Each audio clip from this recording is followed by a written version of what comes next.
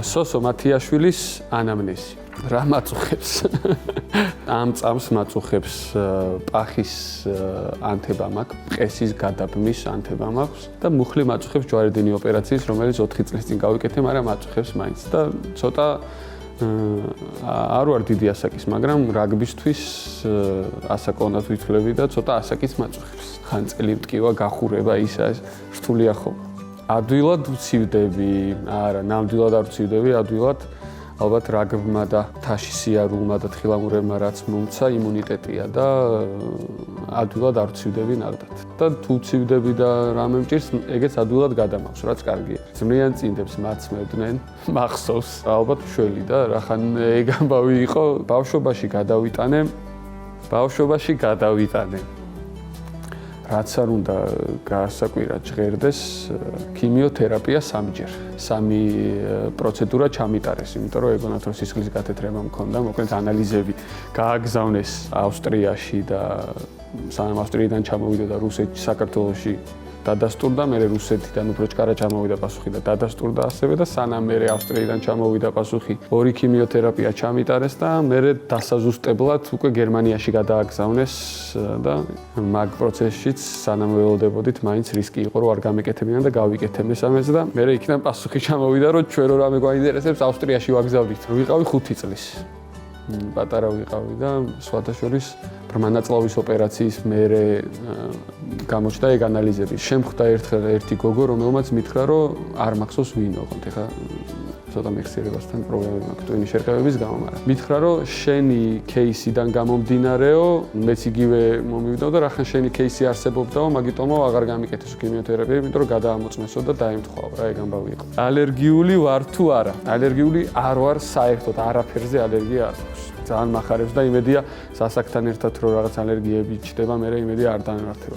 ხშირად ვიკეთებ პროფილაქტიკურ ანალიზებს, ხშირად დავდივარ ექიმებში. ჩემი ნებით არ ვიკეთებ პროფილაქტიკურ ანალიზებს. მაგრამ იმდენად ხშირად მაქვს ხოლმე ტრავმა, რომ რაღაცების გაკეთება მიწევს და ფაქტიურად გამოდის, რომ პროფილაქტიკური ანალიზები გამომდის. ხშირად დავდივარ ექიმებშიც, იგივე ამბავია რა, არ დავდივარ საერთოდ ექიმებში, მაგრამ ტრავმა იმდენად ხშირად მაქვს, რომ მიწევს ეს ამბავიც. მიმიღია ტრავმებს ვუმკლავდები, ტრავმა მიმიღია უამრავი და ტრავმების გამკლავება სპორტსმენისთვის მით უმეტეს თავის ფორმის პიკში ძირთად მაგ პერიოდში იღებ ტრავმებს. საკმაოდ რთულია, ფიზიკურად არ არის ისეთი რთული, როგორც მენტალურად და თან რაც უფრო ხშირი არის, მით უფრო მე გიჭირს დაბრუნება. ფორმას ჩადგები, ფორმის პიკში ხარ, მე ტრავმას მიიღებ, მე ისევ თავიდან უნდა დაიწყო და ძალიან რთული არის მენტალურად და ამის მერე დაბრუნება და ისევ ძლიერი რო იყო, მაგას ხშირად გულშემატკივრები ვერ ანალიზებენ. რაც შეეხება COVID-19-ს ჩვენ ცხოვრებაში, როგორც ვთქვი, რამდენი სახეობის COVID-იც არსებობდა, ყველა COVID-ი მივიტანე სახლში. ეგ ალბათ იმის ბრალია, რომ რა კონტაქტურ სპორტს ვთამაშობ. ჩემი მეუღლეთან ფეხმძიმეთ იყო მაგ პერიოდში, რთული ფეხმძიმება ქონდა და პლუს ეს COVID-ი დაგვემატა. ჩვენ ისედაც ზოგადად ბევრი პრობლემები შექმნა და ჩვენ ოჯახშიც პრობლემები შექმნა და კაია რომ ეგ პერიოდი აღარ არის და რაღაც ეხლა რო ვფიქრობ, ფანტასტიკის სფეროდან არის. ჩემ ოჯახში ბევრი ექიმია ერევიან ჯანმრთელობაში. კი, ჩემ ოჯახში ბევრი ექიმია, მამა ჩემი, ჩემი ძმა, ჩემი მეორე ძმა, ჩემი რძალი, ბებია ჩემი ექიმი იყო. ერევიან ესე აქტიურად არა, მაგრამ რჩევები, განსხვავებული რჩევები აქვთ და რო არ უჯერებ ამ რჩევებს, სულ არის რომ ხო, სხვას დაუჯერე, მე ამ ხელა გამოსtildeმა, მოკლედ, ერევიან ნამდვილად. მაგრამ ასევე პრობლემა როცა არის, პირიქით ძალიან გვეხმარებიან და ძალიან დიდი პლუსია მოკლედ ეს. დავესწარი მშობიარობას მეუღლის თხოვნით, მაგრამ დიდად არ მინდოდა თავიდან. თუმცა მე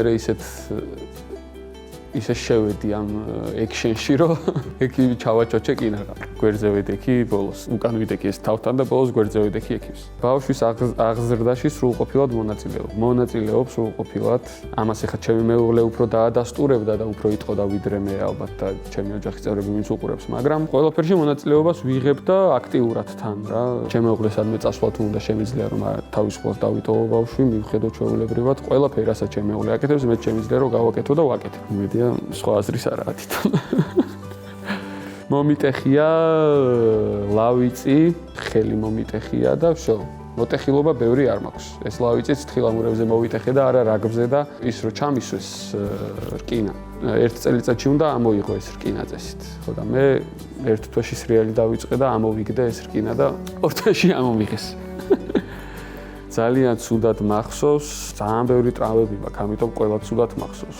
მახსოვს ერთი რამე ძალიან ცუდად. ბოლოს სანამ მსოფლიო ჩემპიონატი იქნებოდა რაგბის, 2022-ში იყო შავი ლომის ტურნე ურუგვაიში და იქ 5 თამაში იყო დარჩენილი და მაგამდე სულ ტრავმები მქონდა და ბოლო შანსი იყო რომ დამემტკიცებინა რომ მეკუთვნის ნაკრებში თამაში. და სამწუხაროდ იმ 5 თამაშიდან ერთი თამაში ვითამაშე 40 წუთი, იმიტომ რომ ტრავმები მქონდა ისევ პახის. ვერ შევძელი რომ დამემტკიცებინა ის რომ ისევ კარგი დონის მორაგბე ვარ და სამწუხაროდ ისეთ მომენტში ვარ ეხა ჯანმრთელი რომ უკვე აღარ არის რა ინტერესი ჩემს მიმართ. არა და კაი ფორმაში ვარ. ვარჯიშობ, მძინავს ვიკვებები, ვარჯიშობ კვირაში 5 ჯერ და სპორტულად და კარგად.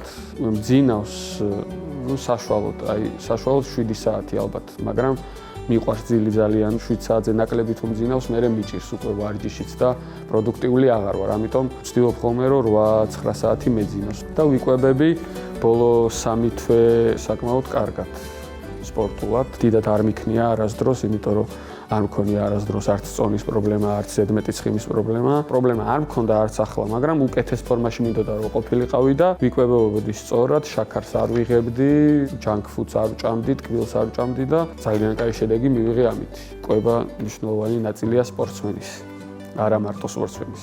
რა პროდუქტზე ვერ ვამბობ უარს. სასმელი მიყვარს ძალიან. აი ამ ბოლო 3 თვის განმავლობაში კი ვთქვი უარი. მამა ჩემი და მე ღვინოს ვაკეთებთ, ნატურალურ ღვინოს ვაწარმოებთ. მამა ჩემი აწარმოებს. მე ვეხმარები და საბოლოო ჯამში უნდა ჩავერთო მაგამ ბავშვი, მაგრამ კარგ პროდუქტთან მაქვს ურთიერთობა ძალიან ხშირად, ყოველდღიურად. მიყვარს ღვინის დალევაც და ჭაჭის და მოკლედ მიყვარს კარგი სასმელი. როდესაც თავისუფალი ვარ, უარს ნამდვილად არ ვიძახი. რაციონიდან ამოვიღებდი შაქარს, რა მიყვარს, ჩაი შაქრით მიყვარს, კოკა-კოლა მიყვარს, ტკბილი მიყვარს და მაგას ამოვიღებდი, იმიტომ რომ აშკარად ამ 3 თვის განმავლობაში ძალიან კარგი შედეგი მომცა. სად მიყვარს დასვენება, მთა თუ ზღვა? მთა მიყვარს ბევრად, ვიდრე ზღვა, თუმცა გააჩნია განწყობას. მთაში ყოველთვის მომწონს და მსიამოვნებს და შემილია რომ დიდხანს ვიყო მთაში და ბუნებაში. ზღვა ცოტა ხნით ყოველთვის სასიამოვნოა, ისე აი უდარდელად რო ხარ და არაფერი საზრუნავი რო არ გაქვს, ზღვაც სასიამოვნოა ზაფხულში რა თქმა უნდა. მაქვს ფობია, არაფრის ფობია არ მაქვს. ალბათ აი გველის ფობიას ვიტყოდი, მაგრამ ეგეც ფობია არ არის რა. არ მაქვს არაფრის ფობია. მე შინია რომ ჩემი საყვარელი ადამიანები ჩემს გვერდით არ იყვნენ, ეგაა ალბათ ყველაზე ძალიან ისიც მე შინია. ნუ სიკვდილის ალბათ ყველას ეშინია, მაგის გარდა გამოვლილი მაქვს ყველაფერი. და არაფრის დიდად არ მეშინია. მე ვარ სოსო მათიაშვილი და მე ვარ პაციენტი. სულ